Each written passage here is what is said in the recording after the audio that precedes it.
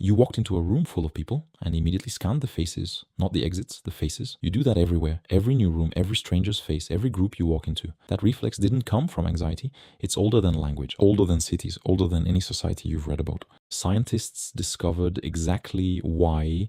We'll get there in about 4 minutes, but first, you need to understand what your brain actually is. It was never built for your world. It was built for a world that's gone, and it's still running the same code every single day. In the 1990s, British anthropologist Robin Dunbar was staring at a graph, primate brain size, plotted against group size. The relationship was unmistakable. Bigger brain, bigger group. So he did something simple. He plugged in the human brain. The number came back, 150. That paper, published in 1998 in the journal Evolutionary Anthropology, became one of the most cited studies in social science history. 150. That's your limit. Not your follower count, not your contact list, your actual cognitive ceiling for real human relationships. The people whose deaths would shake you, the people who'd help you move, the people you'd lend money to, no receipt, no hesitation. 150, and it's been confirmed across 23 separate studies. Across cultures, across centuries, across a data set of 61 million people, Roman legions, medieval villages, Gore-Tex factories, Hutterite communities. Every group fragments naturally at 150, not because someone decided it, because your brain forces it. And here's what makes that number unbreakable. It's not cultural, it's not a habit, it's structural. It lives in your neocortex. The ratio of neocortex volume to total brain size predicts group size in every primate. Chimps cap at 50, gorillas at 30, humans at 150. You can't hack it, you can't train past it, the hardware sets the limit.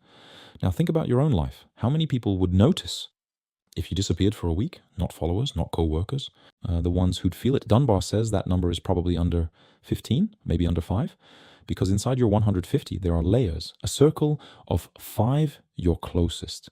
A circle of 15, your real friends. A circle of 50, your trusted people. The full 150, your tribe. Your brain manages all of that automatically, constantly, without asking. It tracks who owes you, who holds your secrets, who picks up at midnight. It's doing it right now while you watch this. But that's only half the story. The other half, that's where it gets strange. Because here's what Dunbar found inside those layers. A flaw. Your 150 has a hard limit. And what this reveals about you, about where you actually stand in the lives of people around you, is something most people never face. We'll get there. But first, you need to understand what happens when those circles break. In 2003, neuroscientist Naomi Eisenberger at UCLA put 13 volunteers into an fMRI scanner. She gave them a video game, a ball tossing game, with 2 other players. Then midway through, the other players stopped throwing to them. Just that. A ball, strangers, a screen. The brain scans landed in Science magazine that same year, and what Eisenberger found stopped the scientific community cold.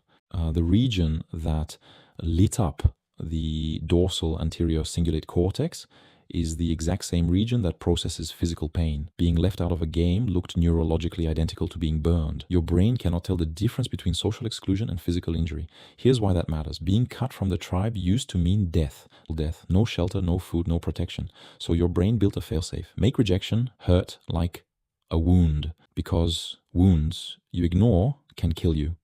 They even tested Tylenol, a physical painkiller, taken daily for 3 weeks before the fMRI scan. It reduced the brain's response to social exclusion. A pill for a broken bone also dulls the pain of being left out. That's not a metaphor, that's neuroscience. And here's something darker. Eisenberger ran the test again. This time, participants were excluded by people they actively disliked. Strangers, rivals, people who meant nothing to them. The pain response was identical. Your brain doesn't care who rejects you. It doesn't weigh the source. It only registers one thing. You're outside the circle. That person who unfollowed you last week, someone you'd never met, someone whose opinion meant nothing, your brain still logged it as a threat. Because once, a very long time ago, any exclusion was dangerous. There was no such thing as a stranger who didn't matter. Everyone was part of a tribe, and every tribe could save you or leave you to die. But here's where it gets even stranger. Remember the question from 4 minutes ago? Why do you scan the room before you've said a single word? The answer is you're checking the tribe. But what makes this truly strange? Your brain is running that scan for a tribe that no longer exists. Your brain evolved inside groups of 150, tight, physical, face-to-face, where your status was visible daily, where one wrong move meant exile, where fitting in was survival. That world ended thousands of years ago, but your brain didn't get the update. So now you open your phone, your 150,000-year-old brain sees 847 notifications, and it panics. It can't process that many signals. It was never built to. So it does the only thing it knows. It picks a tribe, tracks your status, watches for threats, monitors rejection. That colleague who skipped your hello this morning, your brain flagged it, stored it, replayed it at 2 a.m. Because once a very long time ago, someone ignoring you was worth paying attention to. We thought going online would fix the loneliness. But what we built is something your tribal brain had never encountered before. And it broke something. What if the thing built to connect you is actually triggering your exile response?